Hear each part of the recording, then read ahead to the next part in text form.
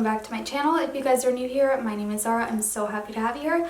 Today we are going to be doing another murder mystery makeup video. This is 100% inspired by Bailey Sarian. I will have her channel linked down below. Today I want to talk about HOLMS. He is one of the first serial killers in America, and I thought that I could talk about him. This was a really interesting case to research. I found so many weird things out about this man. When I do research about a person, I really like to get their background and see what their childhood was like and things like that. So I did look into his past a little bit, and I'll share that with you guys also.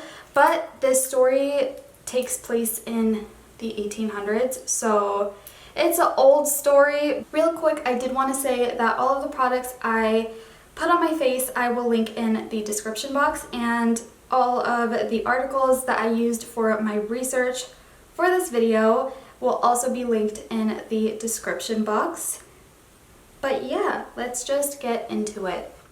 Okay, so Holmes's real name was actually Herman Webster Mudgett. He was born on May 16th, 1861 to Levi Mudgett and Theodore Price. He was born in Gilmanton, New Hampshire, and it was said that he was born into a pretty affluent family. Holmes had a privileged childhood, and it was said that he was unusually smart for his age. And he did express an interest in medicine, which reportedly led him to practice surgeries on animals, and some accounts even say that he might have killed his childhood friend.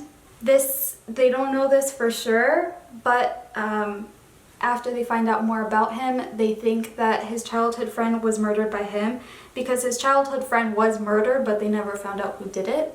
He was also really interested in skeletons and the concept of death. This fascination did not end up going away.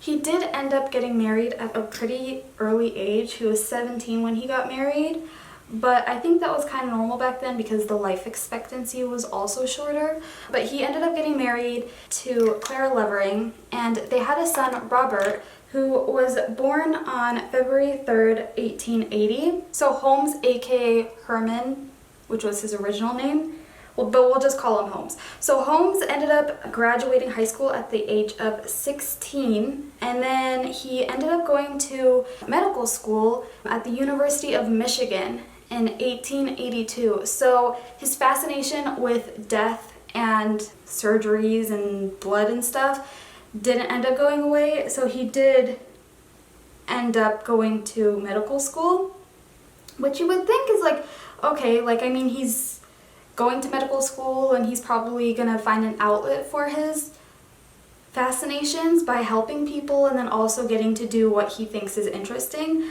but no. Okay, so while he was enrolled in medical school, Holmes would steal cadavers from the laboratory, and then he would burn or disfigure the dead bodies. After he burned or disfigured them, he would place them and make it look like they had been killed in an accident. And the reason that he did this is because Holmes would take out insurance policies on these people before planting their bodies, and then he would collect their life insurance money once the bodies were discovered. So he had this little scam going on, and he made a lot of money, and he didn't get caught. You remember how he was married to Clara? Well, Holmes's housemates described Holmes as treating Clara violently, and in 1884, before his graduation from medical school, she ended up moving back to New Hampshire because I guess she just wasn't happy. In 1884, Robert actually ended up passing his medical exams, and he got his degree. And after graduating, he got a position at a drugstore in Philadelphia. But when he was working there, there was a kid that came in, and he got medicine from that drugstore, and he died right after taking the medicine.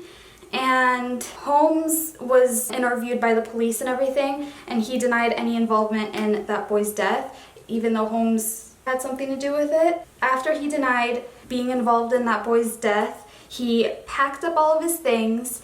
He decided to change his name to Henry Howard Holmes, so H.H. Holmes, and then he ended up moving to Chicago. So the reason that he changed his name is because he wanted to avoid the possibility of being exposed by victims of his previous scams. He wasn't caught in like any of the things he's done so far, and he's like, okay, I've been pretty lucky, so I'm just gonna go ahead and change my name and leave, and nothing's gonna get traced back to me. So that's what he did. In 1885, he ended up moving to Chicago, where he got another job working at a pharmacy.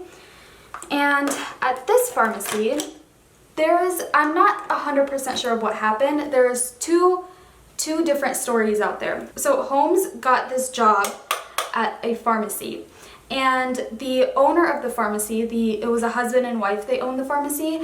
The husband died, and then the wife was left to be in charge of the pharmacy. And then it was said that Holmes convinced the widow to let him buy the store, and then it was said that the widow soon went missing and was never seen again. Holmes claimed that she moved to California, but it could never be verified.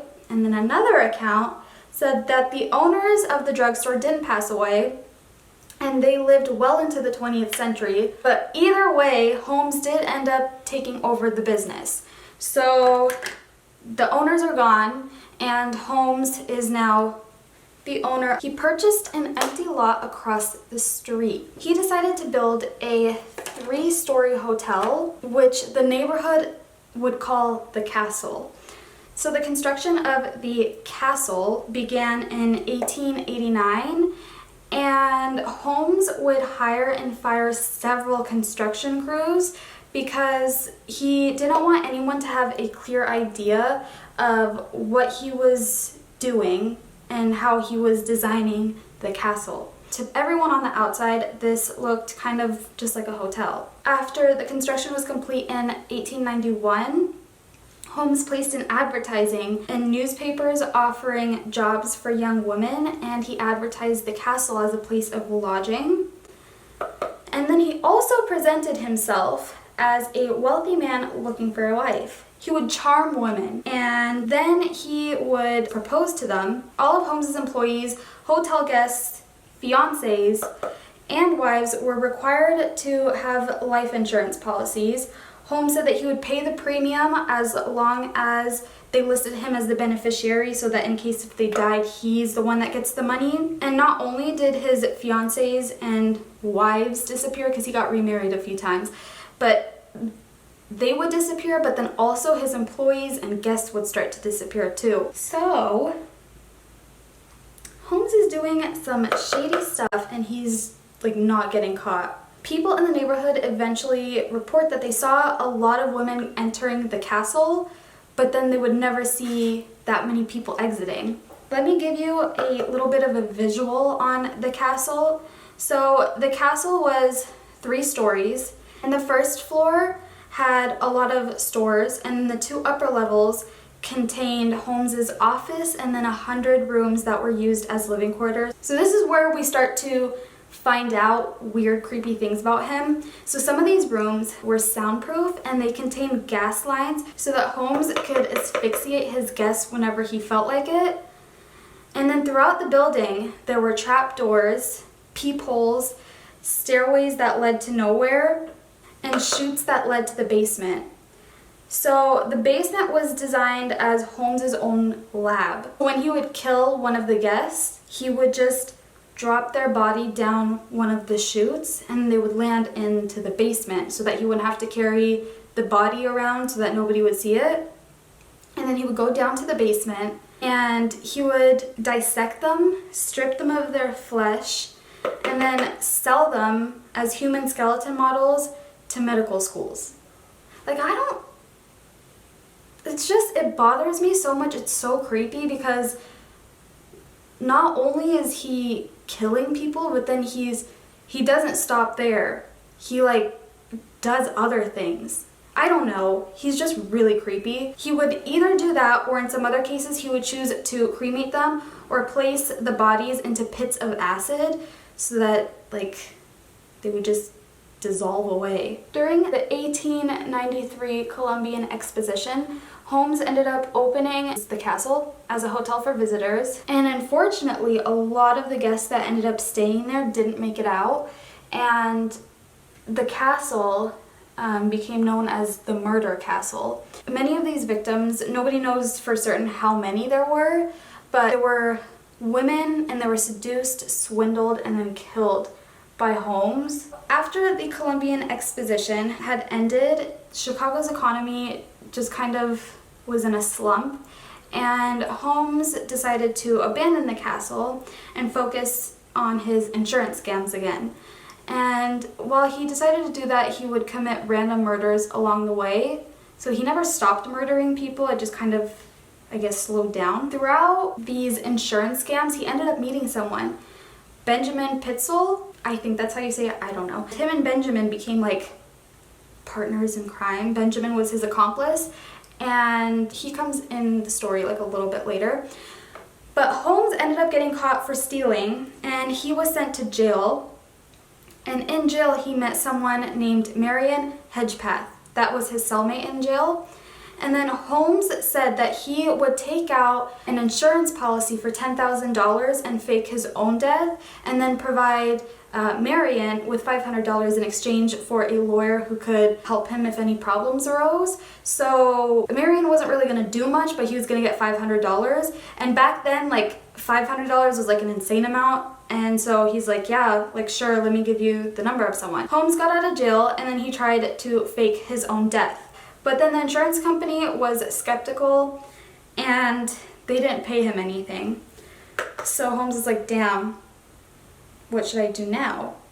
So he decides to go to Benjamin, his accomplice, his partner in crime, and he's like, hey, like, I have this amazing plan and I need you to help me. So Benjamin's like, okay. Holmes tells him that he needs Benjamin to fake his own death, and they were going to like split the money. Benjamin told his wife, she was in on it, she knew that Benjamin was going to fake his death. The time came for them to act out their little plan, and during the scam, Holmes decided that he was going to actually kill Benjamin and then keep all of the money for himself. So that's what he did.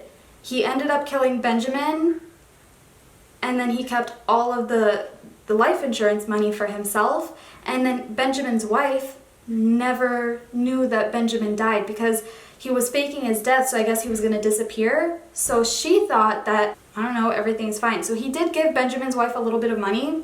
So he kind of tricked Benjamin's wife, and he took advantage of her. He ended up taking 3 of Benjamin's kids. He told Benjamin's wife that he was going to provide for them, take care of them. And so Benjamin's wife was like, okay, yeah, like, you could take them. And then Holmes ended up killing all 3 of those poor children. Benjamin's wife really pissed me off. Like, I know Holmes is the one that, like, is the bad person here, but at the same time, like, Benjamin's wife knew that Holmes was a criminal. So why would she give him, like, willingly give him her kids, thinking that he's actually going to take care of them? I don't know, maybe she was desperate. I don't know what the situation was. I would never trust him with my kids. I don't know. This gets a little bit graphic, but I did read online how he killed 2 of the children. It said that he put them in like a trunk, like a box, a trunk, and he drilled a hole in it, and he locked the kids in the trunk, and then he filled the trunk with water, and then those poor kids drowned to death. Like, he's such a disgusting human being. I know I'm talking about a serial killer, but, like, I just can't believe people like that exist, especially, like, killing kids. Like, come on. So now, do you remember Marion Hedgepath? We spoke about him earlier. He was Holmes's cellmate when he was in jail, and he promised Marion $500. Well, Marion got out of jail, and Holmes never paid him, so he was pissed, and he went to the police, and he's like, This guy has been doing a lot of like insurance scams, and he tried to fake his own death. Marion just like ratted him out to the police. So then for several weeks, the authorities were trying to go after, ow, my eye. They're trying to go after HOLMS. This went on for a few weeks, and then in November 1894, the police apprehended HOLMS. While HOLMS was under questioning, he confessed to 27 murders, and then he later increased the total to more than 130. So he had originally confessed to 27, and then later he was like, wait, no, actually it was like more like 130. And then researchers suggest that the real number exceeds 200. This man killed so many innocent people, and it just pisses me off. He ended up getting tried in Philadelphia for the murder of Benjamin, and he was sentenced to death by hanging. The reason that he wasn't tried for the other, I don't know, almost 200 people that he had killed is because they didn't have any proof. And like back then, I guess it was really hard for them to find proof because it was like the late 1800s. Remember, he would just like kind of put people in acid, and then they would just kind of dissolve, and then he would also sell their like skeletons to school. So it's not like he kept them all buried by his house or anything. So they couldn't prove that, so they couldn't kill him for that. But they did know 100% about Benjamin and that he had killed Benjamin. So they did try him for murdering Benjamin. In May 1896, HOLMS was hanged and killed. So he was hanged, and normally when you get hung, I guess that your neck snaps and you die, and it's like really quick. Apparently his neck didn't end up breaking, and he like suffered for like 12 minutes or something before he actually ended up dying. He was like choking and stuff. For me personally, I don't agree with the death sentence and having criminals be put to death, because I feel like that's an easy way out.